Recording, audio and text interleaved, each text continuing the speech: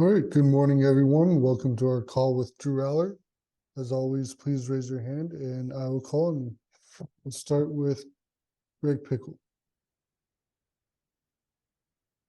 Morning, Drew. How are you doing? Good. How are you doing? I'm doing well. Thanks so much for your time this morning. Drew, looking back over your first 2 weeks, where do you think the biggest areas of growth have been for you compared to last year and then preseason camp? Yeah, I would just say that the biggest areas are definitely it's what I've been saying, comfort level. I mean, the more game reps you get, the more comfortable you're going to get. So obviously the first two games, there's been a lot of reps to go out and just feel a lot more comfortable in the offense. I think we're doing good things as a whole offense right now, being very well balanced. I think we're doing a great job. O-line's doing a tremendous job up front, whether it be in a pass game or pass pro or run blocking. And I think we're just doing a really good job as an offense right now of just trying to be more consistent each week. And now we have to put a full week of practice together. Rich Garcella. Good morning, Drew. Thanks for doing this. Drew, what do you see on film from Illinois' pass rush and pass coverage? Yeah, I mean, I think they present a lot of different things. They're very they make everything look the same, and they do a really good job of disguising. They have a lot of big guys up front, a lot of size up front. So it's definitely going to be a challenge this week. I mean, first Big Ten game on the road. It's not going to be easy by any stretch. And they're a really good team, really talented and really well coached. So it's definitely going to be a challenge. But I think we just need to, just stay in tune with us. Keep working on our offense. Keep working on the small things because at the end of the day, the small things add up to the big things. And but they're a really well coached defense. I mean, they force a lot of turnovers in the past, and they really get after the quarterback, and they do a good job of slowing down the run game. So it's going to be a huge challenge for us this week. Audrey Snyder.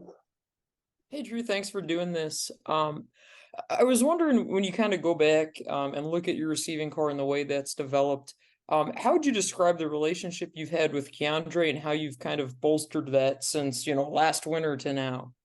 Yeah, I think it really started for all of us over the summer when we got back up on campus in May after the spring semester. I think that's when our biggest growth hit because we were literally throwing like 4 to 5 times a week every morning, getting up bright and early, like 8 a.m. throwing in the morning before classes and before workouts. And I think that's really paid off because we were able to really hone in on the little details. Like we wouldn't throw a lot of different routes. We'd focus on probably like 3 to 5 routes a day, whether it be quick game, short game, or red zone.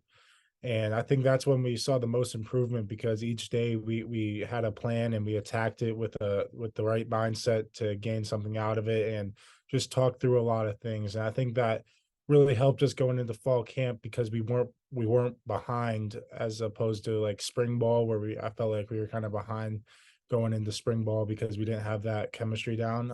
So I think by the time we got to fall camp, we were just really well in tuned, and then that helped us just build momentum as a whole receiving room and quarterback room. Daniel Gallen. Drew, going back to Greg's first question, last week James was talking about the biggest growth or improvement from week 1 to week 2. Specifically for you, looking back on the film, what were some things that you felt you did better against Delaware than you did against West Virginia?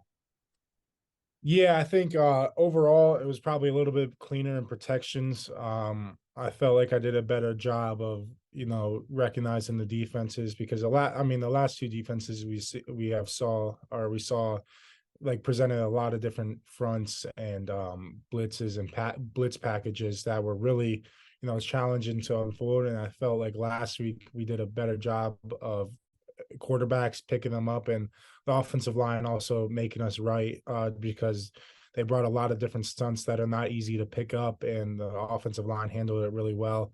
So I would say that was probably the biggest area, just pass protections, and then just nailing down like all the MAs.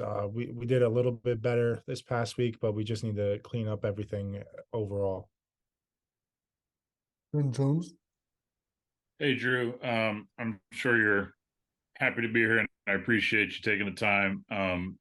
James said that you know the offense cold, and I'm curious when it comes to the day that you didn't know anything about the offense to where you are today. What's the functional process of learning a playbook, the learning the hand signals, learning the tags? How do you do that, and is it flashcards? How do you get to this point? Yeah, it's definitely challenging. To me, the hardest part of the offense was the signals because I felt like I was pretty good with like all the X's and O's and like knowing the plays, but then seeing the signals and then having to think through everything was the hardest part for me. But it really just it starts from the fundamentals. In the pass game, it always starts with protection and knowing what makes you hot and who you're hot off of and what's your hot answer in the protections. So I think it really all starts up front with the protections, and then you can really dive into like just learning the progressions and then really understanding the why behind the what, and why you run certain concepts against certain defenses, why some concepts are better against certain defenses opposed to other defenses. So I think as a whole quarterback room, we have a really firm grasp of everything in both the run and pass game. And I think it's really paying off for us right now. Johnny McGonigal. Yeah, Drew, building off of Daniel's question a bit with the film room, what you guys were able to accomplish on Sunday, Monday, taking a look at that. What's an area that you feel like you guys maybe you personally or as an offense still need to iron out and still need to get better at? You've mentioned the MAs, the missed assignments, maybe it's that, but what's something coming out of those film sessions that you're like, all right, we got to get a little bit better in this area? Yeah, I just keep saying the MAs and missed assignments just because obviously you don't want to have any and that's our goal to not have any MAs, but it really just comes down to the fundamentals and knowing your assignments and like Coach Franklin and Coach Yursich always talk about preparing as if you're the starter and asking the questions throughout the week. So when you get into the game, you're playing off your reaction and anticipation and not really guessing and second guessing yourself on if you're doing something right or doing something wrong. So I think it just comes down to like asking all the questions you can and not being 80% sure on something. Always like don't be afraid to ask the questions because the coaches are here to help us at the end of the day, and they're not going to be mad at you for asking questions. So I think it just comes down to communication and being able to go out on the field and execute the game plan the coaches put together for us. Mark Wogenrich.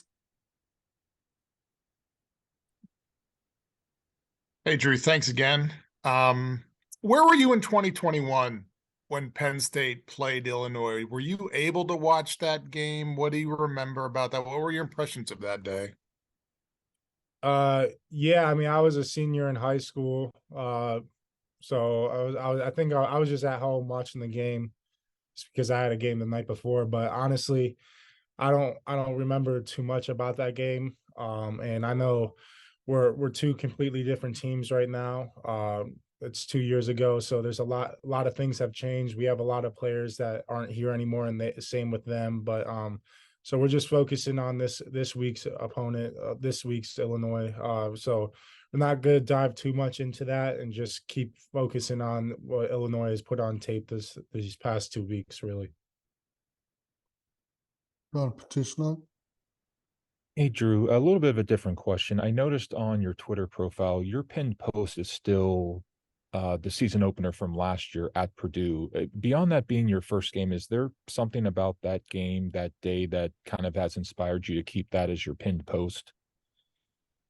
No, I mean, I didn't even know that was my pin post, to be honest. No, but I mean, I think it just reassure like the message is what we want. We want to have the consistent message each week, and Coach Franklin always talks about being consistent throughout the program, and we always just want to have that 1-0 mindset, whether it be the 1-0 in the game, or just going 1-0 on a rep throughout practice or in the game. Just having that 6-second mentality, and having a short-term memory, forget the mistakes, forget the things you did good, just focus on the play that's happening in the present.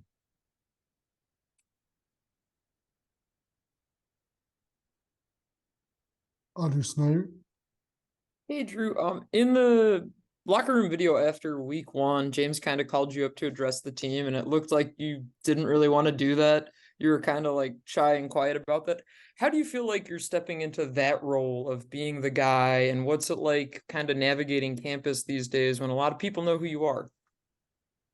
Yeah, I mean, yeah, I do more of my talking like on the field, opposed to off the field, always communicating with teammates. And yeah, I guess that's just kind of how I am. I don't like being the center of attention that much, to be honest. It's not my comfort zone by any means.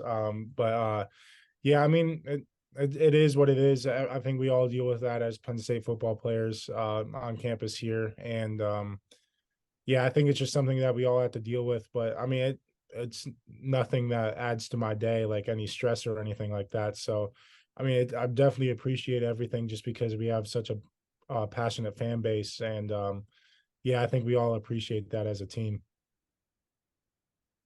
Steve Thomas. Yeah, Drew. So with the offense, it seemed like you guys have had, you know, a good flow so far, relative ease moving the ball down the field. Obviously, it hasn't been perfect, but how much encouragement do you get from how you guys have been able to execute so far through 2 games? Yeah, I mean, we're definitely encouraged by it, but like you said, it hasn't been perfect. I mean, we started fast last week for the second week in a row, but we definitely put ourselves behind the sticks in a couple of situations. We were fortunate enough to, make up for our mistakes. But we can't be in third and longs on the first drive and penalties and stuff like that. So I think we just need to have a cleaner operation from that standpoint. But definitely encouraged. Nothing that we can't fix. It's only things we can improve on. And I think if we have that mindset that everything is able to be improved, that we'll be more and more consistent each week. Time for 2 more. Daniel Gallen. Drew, we saw you get, I think, 3 series with Nick Dawkins as your center. What is it like having him as your center? How is he different than Hunter? And just, he missed so much time last year. So what has it been like to get him, into the field, getting all of these reps? Yeah, I mean it's really good for Doc. There's no drop off between Hunter and Doc, and I think that comes from the type of people they are, the type of workers they are. They're both extremely hard workers. And being the center, not a lot of people know how much they have to know throughout the offense, and those guys are always in the film room and always in treatment, just because of their bodies, keeping up with their bodies. But I think they both do a really good job of just communicating, whether it be with me or the whole offensive line, just calling out IDs and the run blocking schemes that we have on certain plays. And I think they both do a great job of that. And I'm definitely happy to see Doc get out there, especially in that type of a game, just because of how much time he's missed in the past. And he's a great teammate. There's not one guy on this team that can't get along with Nick Dawkins, and I think that's just a credit to how he approaches his business and just his personality in general. Last question, Ron Snyder.